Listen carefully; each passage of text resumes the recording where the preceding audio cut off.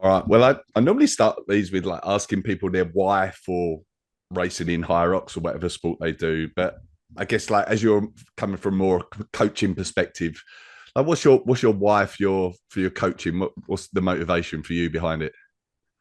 Yeah, that's a great question. And especially now that we're talking about high rocks, that I think it fits into every category or the same concept of my why. And my why is to essentially enhance or elevate the athlete from where they are today and bring them to the next stage and or multiple stages, depending on where they are in their career.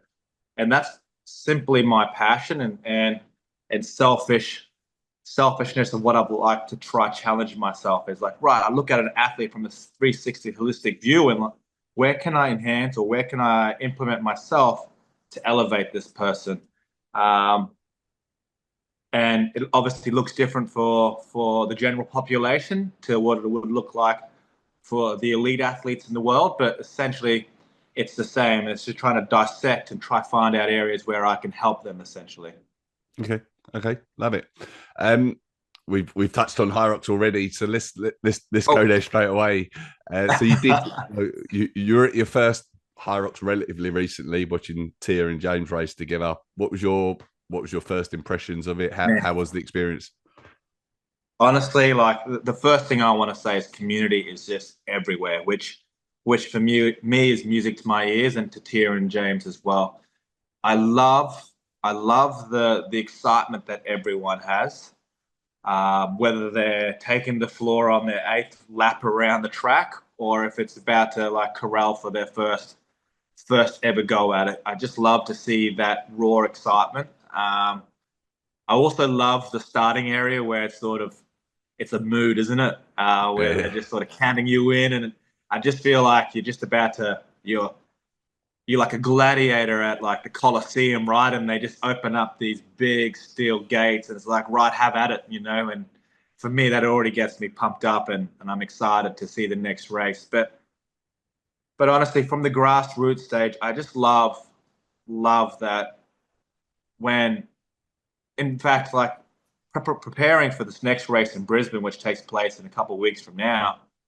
I love that when we're running around the track and we get noticed, people like, oh, what are you training for? And we say, hey, the Brisbane High Rocks event coming up. And they're like, me too, saying, wow. And then we start conversing about training, and that's relatable to them. What we've found in other areas or other sports, it's particularly, let's look at CrossFit, that the best, like for instance, Tia will only compete at like a handful of events and only a select few get to be a part of that. So you can't take people on the ride with that journey or it's different for them, right? So it's more of a fan spectating event where the High Rocks, mate, we've got everyone there, which is super cool. And there's still the aspect of if elite people want to do it. There's Elite 15 going on, but there's that core group which just thriving and having a great time. And there's a bar there as well. So like, man, it covers everything. What can we complain about? Yeah, I was at the Vegas event recently actually, and Oh yeah. I was like on the track at the same time as Matt Fraser. I was like, this Yeah. is pretty crazy, like Oh no. it's yeah, it's great being able to do it alongside other people like that at the same time. Sure. And Greg, what about yourself? How did you find Hyrox? And I apologize. I should know this, but I'm just like very intrigued to know. It was over just over 3 years ago when it came to the UK, and my brother did like the first event and loved it and told me all about it, and then yeah, I went along and just like and running hadn't really been my thing up until that point, like more than 100 meters, but I just immediately loved it. I loved like the data behind it, and I loved like Yeah. having a time that I could go and beat the next time, and like just break down the stations and analyze like where I can get better and everything like that. Just like immediately fell in love with it, and also saw as well from like my first event to the second event just how much it had grown in the UK and like the excitement Oh, there and like sure. Yeah. the trajectory it was on. So so yeah, went all in on it from that point really. And where was that race? Was that the one like is it in London? My first one was in Birmingham in Birmingham. October 2021. There had been a Yep. one in London just before that, but that like I was at the second ever UK event basically. Yeah. Wow, because I hear they're a show. Like I hear they sell out in minutes, or minute, and then isn't like a raffle to get into tickets these days, or it's like lottery Yeah. pick? Yeah. It's like a ballot for like Ballot. 3, 4, 5 day events. Thousands of Oh, people. It's crazy. I think I heard Mo on a podcast recently saying like the London event, they like 70,000 people wanted tickets and there was like 15,000 available. Yeah, holy crazy. crap! I mean, wow, that's phenomenal. Yeah. I think I can see Australia going like in a similar direction, really. Like I've not been over there for an event, but it feels like the levels of excitement over there are big. And I was talking to Matt, who like runs, like I think who Matt runs Long. the Australia team. Yeah. And I think that Brisbane event that's coming up is going to be very big as well. So Are it you going to looks come good out to over that? there. I'm not coming out, unfortunately. No, I'm not. No, I hear you're racing though. Oh man, I was hoping we'd just keep it about coaching, but yeah, I'll be. Yeah, that's the plan anyway. No, and I'm excited for it for sure. Like I think it's important for if I'm going to prescribe or start getting involved in the programming, which I really want to dive into. I think it's important to physically go through the trenches as an athlete would, and just feel it for yourself, stimulus wise and excitement wise, because it is like a great testament of your fitness, right? I don't know where we're going with the convo, but like I like the aspect of the challenge, right? It's that sweet spot of, hey, you can dig your heels in and really push to get it done sooner, and you can go for it, so to speak. But you also need to be able to dial that back, right? Like if we talk about a marathon, though, you really need to talk about like saying sustained for a lot longer. But the Hyrox threshold or that pace realm, you can really flirt with some top end speeds here and there, little bursts. So Mhm. I'm excited for it anyway for Brizzy. Oh, it would be awesome if you could come as well. Yeah. It's unfortunate. I mean, it's obviously a long trip for us, but Oh, it does look like it'd be good. Can I ask like what Tia's plans are in Hyrox in the future? Like, obviously, she's done one yeah. race now, and I think she's racing with James again in Brisbane. Are there longer term plans going on? For sure. So the ultimate plan is like short-term focus, and that's leading into to the Chicago World Champs. They want to really dial in and work hard for that. She has plans to go team with females. We're just solidifying that right now, Greg. Whether we could talk about that or not, I'm not. I don't think I'd be the right person to share that. But there's plans for that. But then ultimately, right, the long term plan is certainly to be more involved with Hyrox. To what capacity, whether it be team or individual, I'm excited to hear where Tia wants to go with that. I know that she's really enjoying the team aspect just because of the camaraderie. I think she feels that she's had that fair share, so to speak, of the individual element in CrossFit, and she'd like to use a lot of what she's learned and apply that in a team setting and have that bond where she can essentially have a teammate to go in the trenches with when it comes to training and also expressing that through the competition. But don't hold me to that. Like knowing Tia, next week she could go, right, I'm all in on Indy, let's go. So at the moment, we're just looking short term, Greg, and it's really focusing on just the Chicago event with some plans to go team in females as well as mixed pair. And then, yeah, this time, and then, sorry, once June happens, we will then, yeah, count our cards and see what she wants to do there. Okay, all right, cool. I'm interested, and maybe it's too early to say. Is there anything you'd change about Hyrox at the moment? Oh, mate, I think it's quite naive if I was to like, this is what I would do right away. I'm still learning the sport for sure. I know what I'd like to see if I really wanted to bump up James and Tia's odds of making it essentially a bit easier for them. It's quite difficult still, but I'd love to beef it up in terms of weighing down those lunges or something a little bit more, or making those med balls a touch heavier. But I think right now, mate, I'm just very passionate about just the event being quite consistent. I think from a coach's perspective, we can get away from objective and subjective, and we can see more of an objective approach of like we can quantify or measure growth now because the track of the event is quite the same. As for CrossFit, right, a lot of it is like subjective. It's like, okay, like we've got some markers that we've seen improvement in. Now, like it all depends whether or not that event will show out and we get to show improvement in that.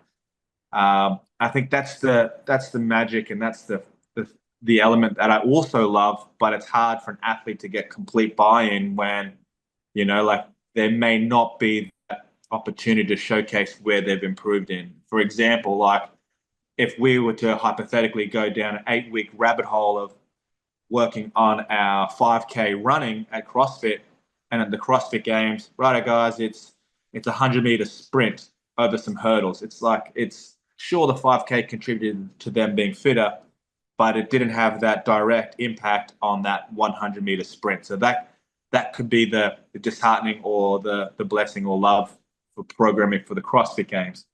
But now we move over to the Hyrox, and you can just see purely that, okay, we know the event and we know which elements seem to be tripping us up. Let's work on those aspects and try and improve, and so forth and so forth. So I think that. So that seems to be very exciting for me. And I think even for Tier and the likes of James, right, it's like, okay, cool. I know what I need to train for. I need to study for.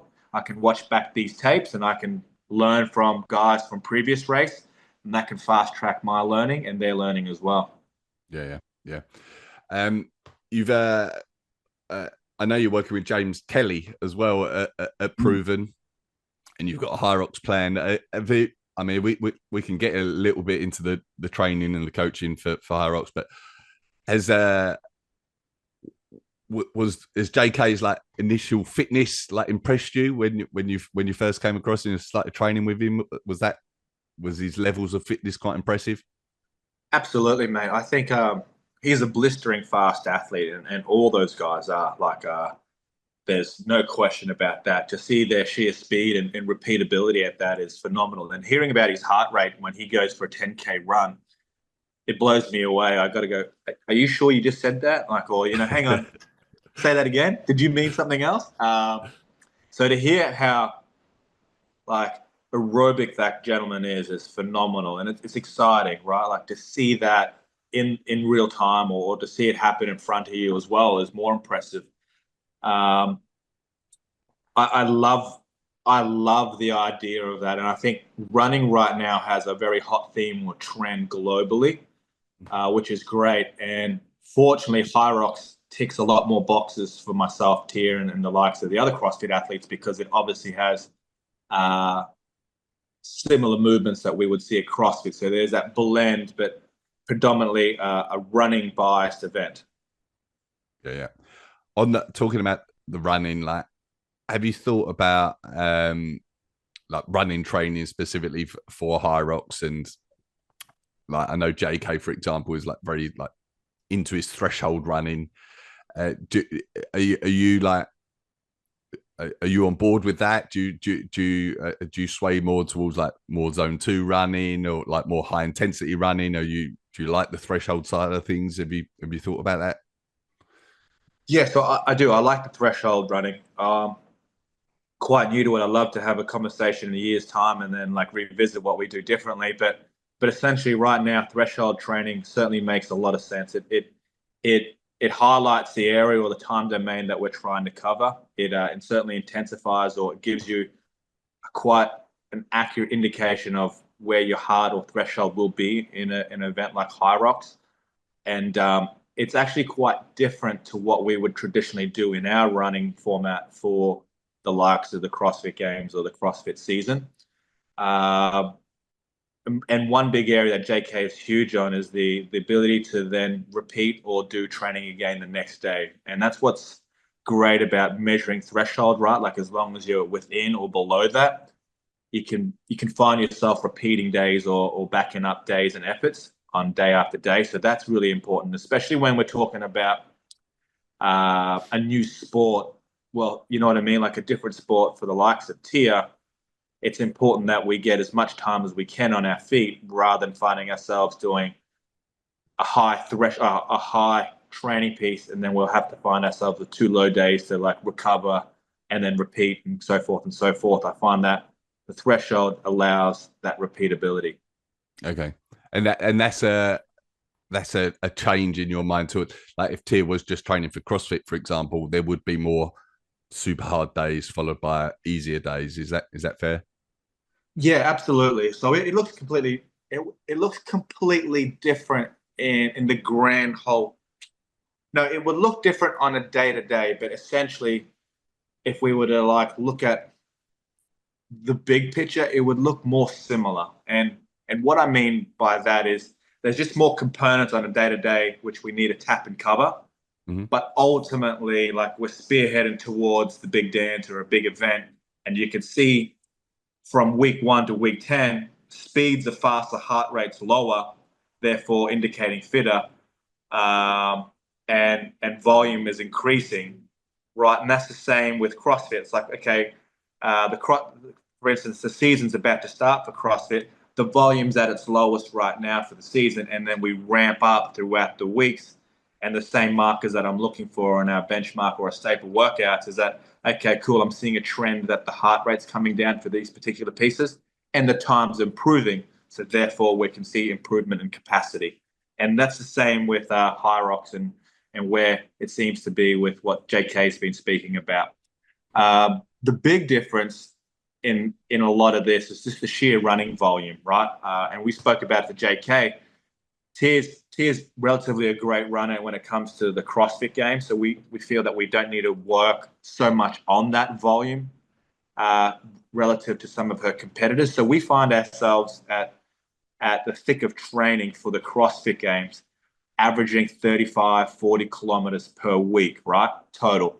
And I would say we use running as a great tool or guide for her because she's quite in tune with her running abilities. Like, hey, if I'm running 5 800s on X time, I feel fitter. I feel pretty good about my speed and my endurance ability if I can also squat this on the same day, so to speak. So I use that as a good mental check for Tia.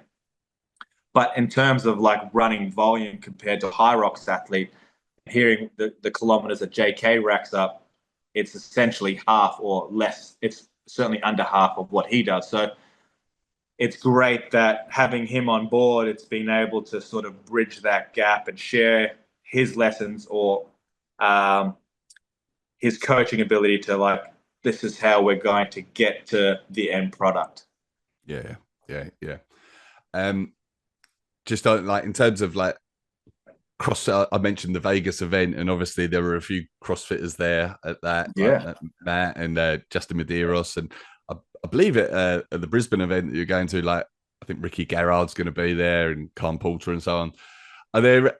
Do you feel like that's like like a sign of things to come, like and B, like is that just CrossFitters are going to try their hand at Hyrox every now and then as just like a normal part of their training, or can you see it being more of a permanent transition and we're going to see some of these big names in CrossFit like go all in on Hyrox? Do you have a feel for what that might look like in the future?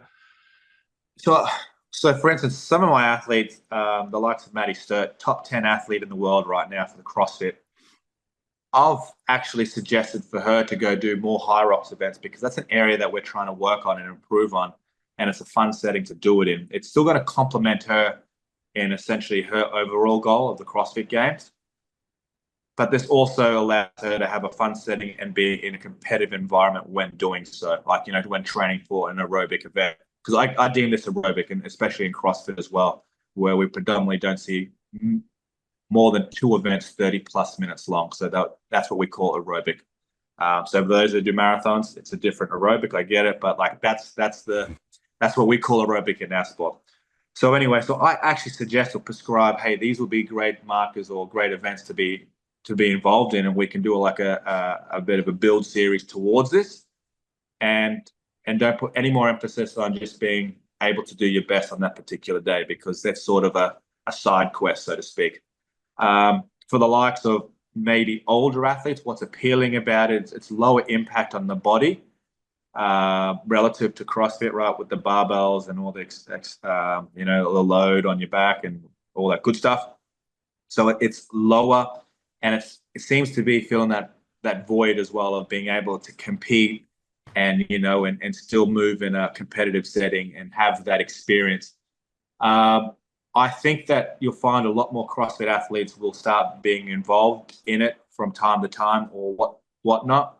I feel that the top 10, 20 can on any given day just jump in and do that, and it won't disrupt their training cycle. And there seems to be an event pretty close to every like major city now, so it's quite accessible, right? Where the CrossFit Games, the CrossFit season requires a lot of traveling for maybe 30 out of the top 40 athletes, so that requires them to be out of sync. So these events being down the road, so to speak, it's just so much easier for them to attend. So to answer your question, yeah, I think we will see more athletes jump over, and I think what you'll find is they're going to be so acceptive and love the experience, and it doesn't come from anything of like, oh, I want to like be number one dog of Hyrox now, CrossFitter. I think it's just out of sheer passion and enjoyment of a feeling of like, hey, this is a great challenge. I want to test myself, not necessarily against the times, but against my own ability to see how I'm stacking up in their mental check of like, hey, I was able to do that quite well to my ability, or dang, I flunked and I didn't meet the mark that I was hoping for. And therefore you can make those adjustments for CrossFit Games or for their pivot to Hyrox. Okay. Yeah. Yeah. Talking about coaching a little bit more and your experience coaching, but one question, like it's come up a couple of times on the podcast with Tia actually, is that I interviewed Jane Erbacker, who's done some coaching with Tia on the ergs, and she said that when she worked with Tia and James Newbury, like, they were two of the easiest people she's ever had to coach. Like they were very coachable. They took on everything that she said. Would you agree with that? Like, is she particularly coachable? And is that a trait that you've seen in like the top performers that you've worked with? Is that something that maybe separates them from other people, or not? Look, I'll talk about James Newbury. He is very coachable, such a great energy guy. Man, like it could be the worst day, like he could be beaten up and he could have had the terrible sleep. He could have whatever could be going on. And that guy will still put a smile on and say, right, Shane, if you want me to do it, I'll do it, and I'll do it the best that I can, And I love that attitude. If he's willing to match the intensity of what he can output, and that's 100%, all the time. So I'm really fortunate to be able to be associated with James Newbury and James Kelly, in fact, for that matter, like just even giving him feedback and in smaller things. We haven't really had that chance because basically as soon as we started talking about being a part of the Proven team, he was off to Vegas, and then he's just been in the trenches so far. But the small interactions we've had, he's been phenomenal. Now, my wife, for that matter, Tia, I want to say yes. Very, very supportive and very, how do I articulate this one? Very, very acceptant of coaching for sure. I think she pushes back because I think she knows that I come from a place of I know her goals because we talk about them frequent enough that I want to make sure that there's no stone unturned, and that I have this complete belief that she is capable of doing anything she puts her mind to, and I want to make sure that I facilitate that. And I feel that because we're obviously got that passion, or we've got a relationship outside the gym, she can also push me and tell me where to go sometimes. But I know it's just out of complete love, right, Greg? I'd love to say that, but in all honesty, right, what I try to convey to my guys, and it's obviously looks different for everyone, but I want them to become curious, or I want them to become coaches themselves. And if I can teach that within the athletes, to hey, be half the coach as well, that then allows them to have this idea about being interested or intrigued about every aspect of their movement, or curiosity about why we do what we do. Now, that gives them a deeper understanding or deeper buy-in because they understand where the path of the journey or the process is going. But also, a lot of the times, these athletes have to make on-field adjustments or settings, and that happens on their own. Like Hyrox is a great event to talk about it. You go through the trenches or you go through this roller coaster ride just within that hour of competing, that for a hot minute, for the first K, you're like, oh man, I'm on fire. I could do this all day, right? And then you get to the 7th minute mark after the ski and you go, oh boy, here it is. So you go through this roller coaster ride, and it's important for the athlete to become some form of a coach, because they need to know how to adjust or maneuver through these settings, and they need to be conscious from a like, okay, like, what am I doing wrong? Where can I make this adjustment, or how can I save myself from burning out? And then on a micro level, on a daily level in coaching, I'm not always there, and I need them to see or be curious, watch videos or film themselves and watch back on what they're doing with their split stroke technique or whatever running form may be, just so that they can understand the whole case. I want them to be curious on themselves, because they can make minor adjustments and then have quicker changes than they would when working with me, because I'm obviously 12 hours away in time zone, or I'm on the other side of the world, or even if I'm 5 minutes away, there's still that lag or delay where they could have made that change immediately if they were more curious. Does that make sense, Greg? Yeah. Absolutely, absolutely. How about like from like a coach's perspective? Are there any certain qualities that you think are very important for a coach? I mean, obviously there's lots, but are there like one or two or three that you think are like really critical for a good coach? Yeah, I think empathy is a huge thing, right? Like being able to be at the same level as your athlete, right? Like sometimes you got to understand who your athlete is and how you can communicate with them.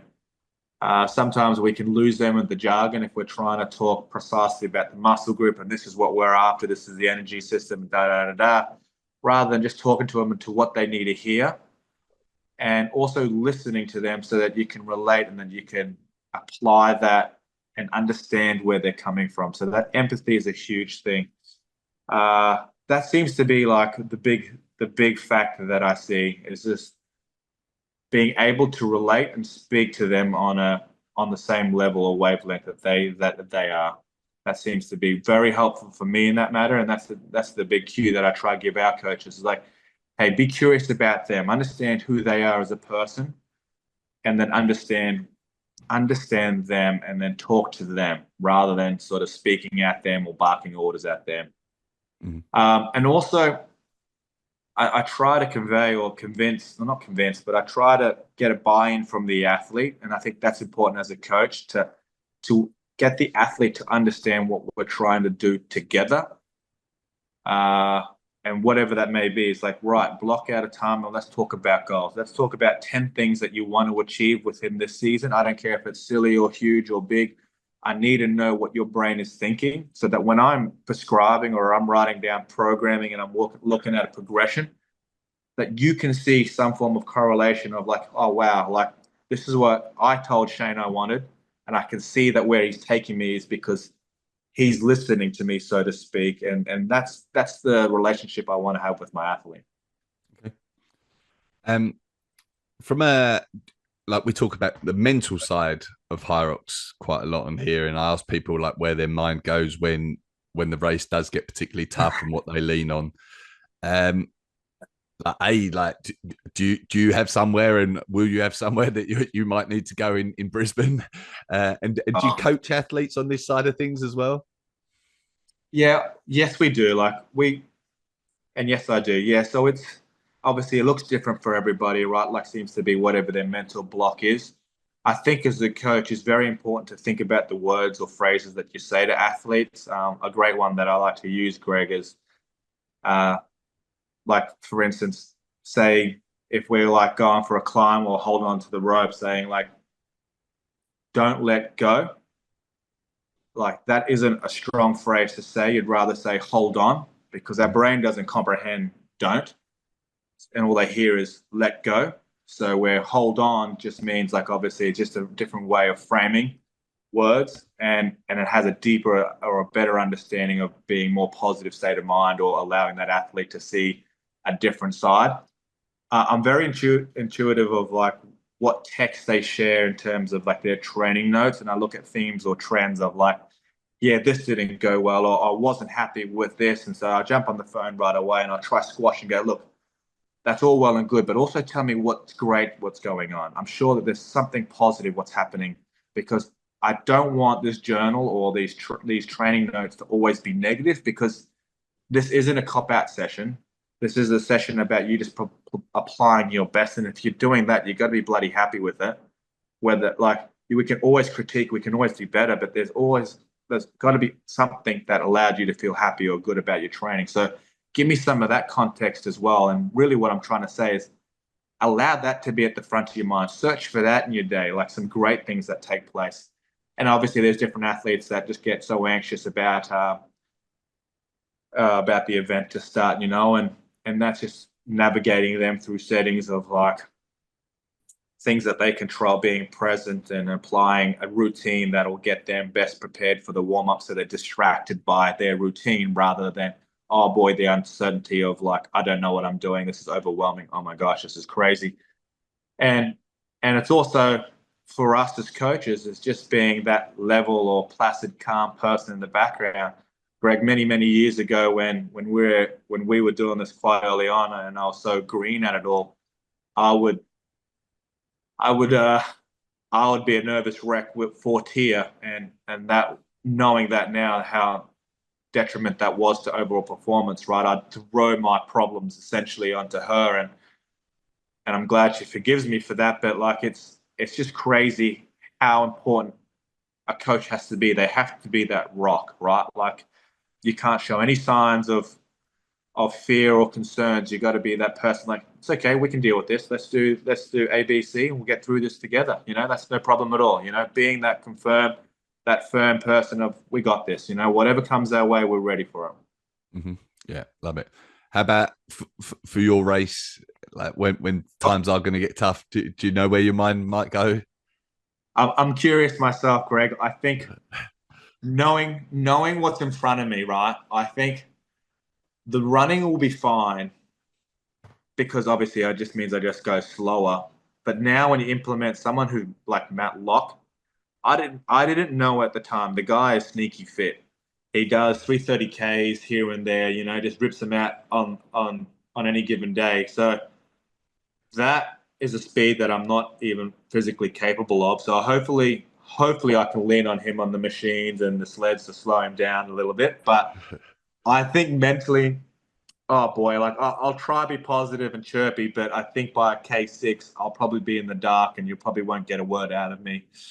All I'll be doing is like, all I'm trying to do is take workload off Matt to make his job easier, and I'm just going to try thinking about that. And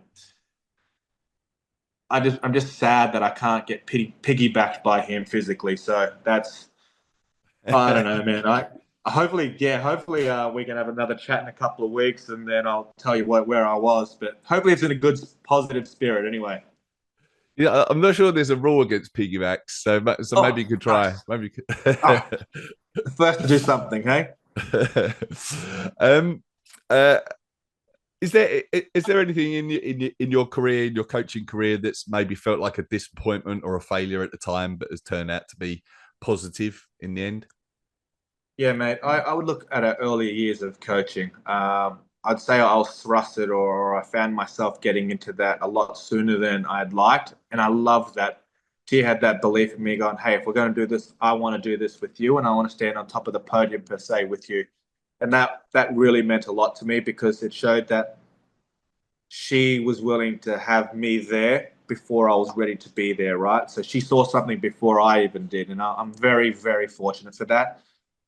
And I haven't let go of that side of like, I want to make sure that I'm that person still for whatever goals that she has. So I'm very conscious of that. But yeah, it's a good question, because yeah, early on, I feel like I learned at the same trajectory that she was competing and performing as well, because I had to stay up with the growth that she was having, and I had to upskill myself, level up, because essentially what took place under the lights at the stadium happened months leading into that in the darkness in the gym. So that's where my contribution was. And a lot of where I felt like I failed was that I thrusted a lot of uh, bad coaching cues or lessons. Like, for instance, I just recall a guy, hey, right now you're second. All is in front of you is X person, like just beat that person. And that's just rubbish coaching. But I thought that's what she needed or she wanted to hear because, well, I should have known better, but I just thought that. And other scenarios where it's like, hey, uh, be conservative on this workout, and then we'll bring it on the run workout and swim workout because I know you're great there. But if we could save some energy here, we'll place it into this next workout. And that's not the frame of mind I want for an athlete. It should always be an attack mindset because that scenario or that outcome would be a lot better than I'm going to hold back, right? And I just don't think that's healthy at all. And I just remember like being a nervous wreck at the back, not a nervous wreck physically, like oh my gosh, but it's more like I would be scattered in thoughts. I didn't feel like I was organized to who I am to today, and they're things that I kick myself off about or I'm upset about, but I'm just fortunate that I've just got like a resilient wife or an athlete like Tia that sort of understands me at that point. But I've certainly learned from that, Greg, and I'm really, really happy that I was being able to like recognize that early on too of like, crap, that's not who I want to be. I want to be a better role model, or I want to be that person or that rock that I talked about for my athletes. Nice. This is maybe a tough question to answer, but like with it feels like Tia's a very hard worker. But there needs to be a balance in sport and fitness of like really training as hard as you possibly can, but then also like you need to let your body recover and repair and everything like that, so that you are fit enough to go and do the next training session. Is there how do you find that balance? How do you find like managing that between someone wanting to be all in and doing everything that they can and like just holding back enough that they can do more sessions in the future? Like I say, I appreciate that's a tough question to answer, but is there a way people can think about finding that line? Yeah, so it's funny that you talk about balance. We've been talking about that a lot because we're actually going through this documentary series with Tia and her legacy, and so to speak, and the return of being an athlete after a child and all that good stuff. But the word balance has been coming up.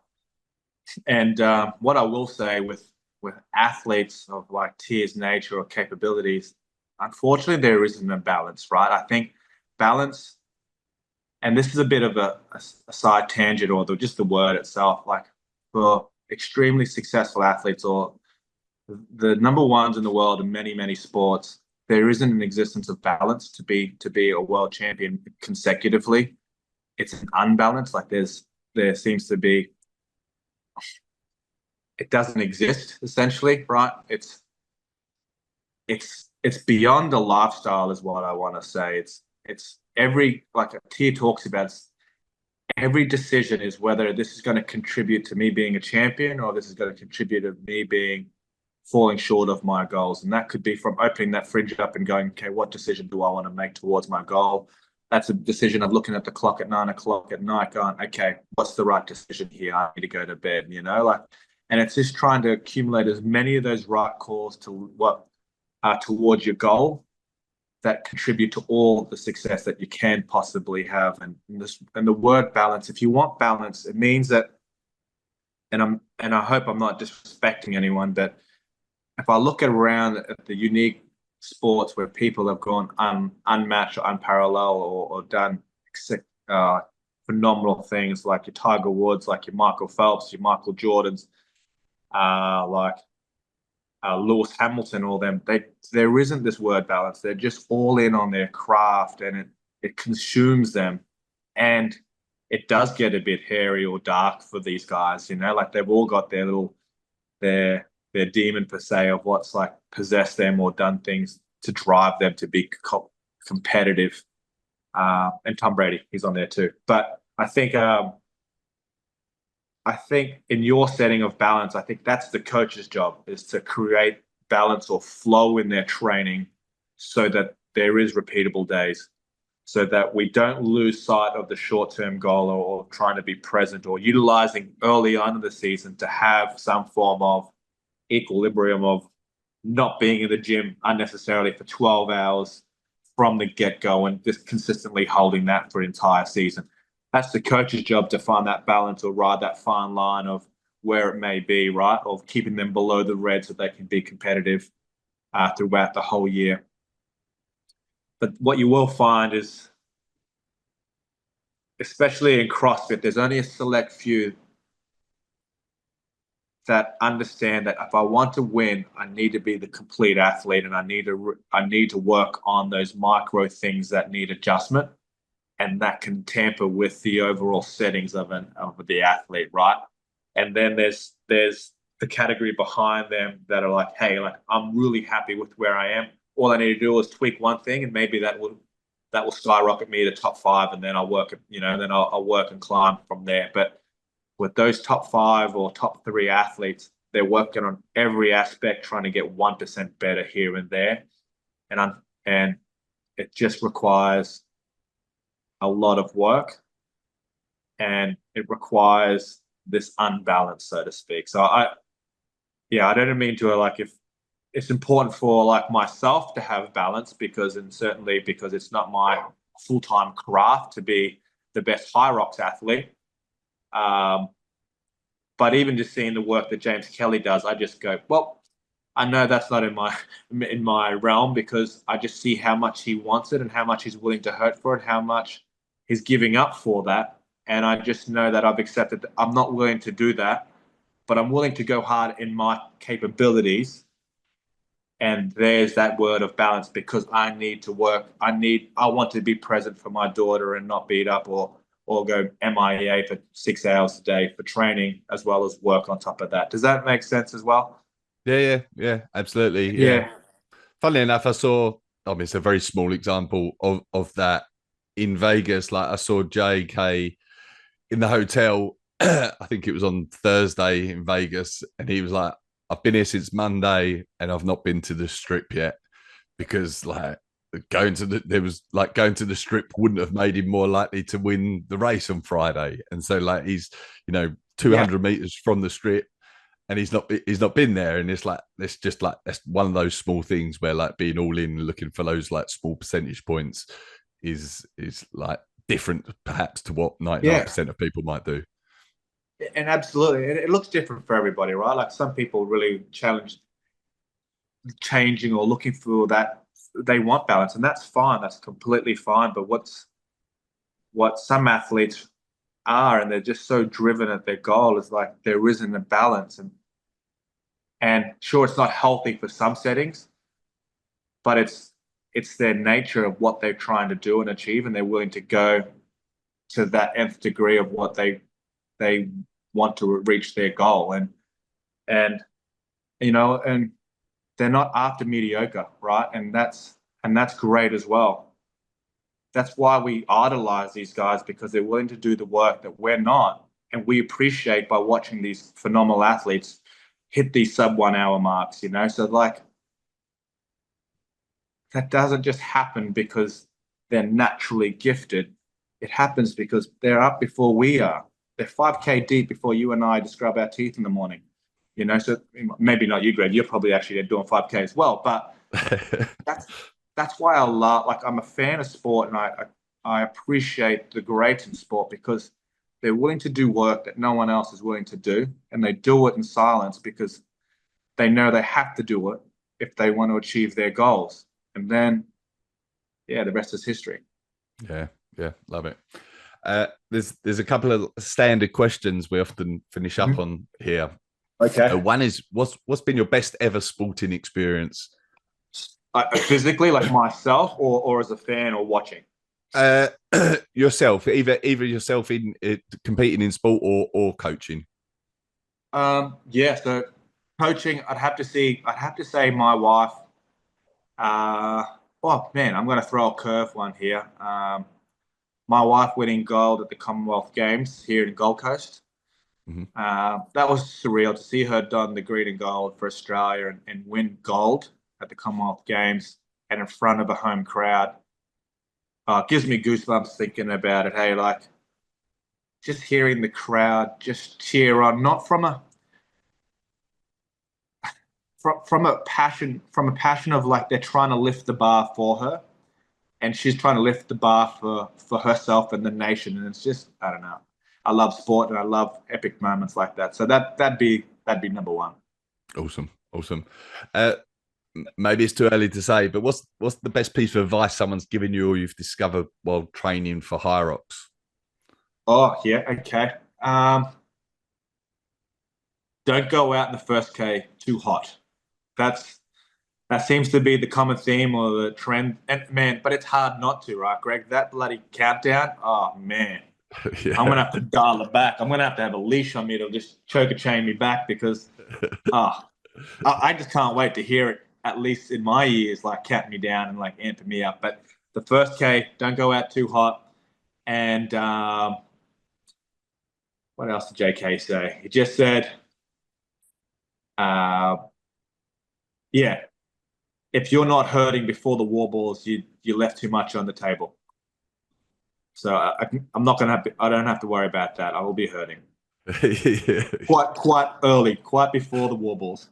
But hopefully not the first run. Oh yeah, exactly right. Somewhere in between. Yeah, Uh, in that middle period, yeah. and then lastly, if you could plant one idea or piece of advice in the mind of everyone listening, and it can be anything, what would it be? Oh, can you? Sorry, that just cut out a second there. What was that, Greg? Sorry. If you could plant one idea or piece of advice in the mind of everyone listening, and it could be anything, what would it be? Oof. Only because we just spoke about it off camera with some friends around at lunch. It was just the way you do one thing is the way you do everything, and that resonates with myself and Tier and what we're trying to do day in, day out. And that could be from taking pride in cleaning the dishes all the way to taking pride in going that extra mile in your last interval in your row. I just think that if you apply that into every setting, um, it can only just lead to success. And that seems to be a very important cue that I try to give my athletes as well. Awesome, awesome, love it. Well, thank you for this. It's been fantastic. Tell us a bit about Proven and your Hyrox coaching and things like that.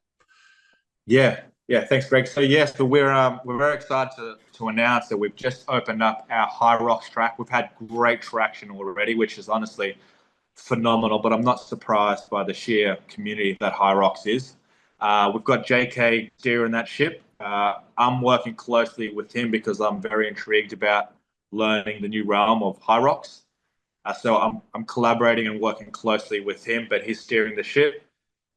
We're excited that we're going to be involved more in the community events where we physically want to have a presence at a lot of these events where we can be.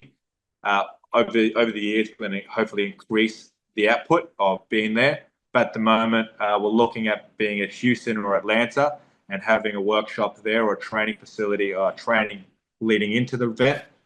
But if you want more information on our tracks, guys, we've actually got a free trial happening on our Hyrox track.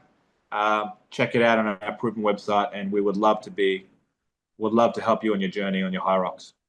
Okay, awesome. Have you got any? I know, like obviously, Proven have got a physical premises as well in terms of a gym. Is there any plans for that to be like Hyrox affiliated or more of them across the globe at any point? Do you know?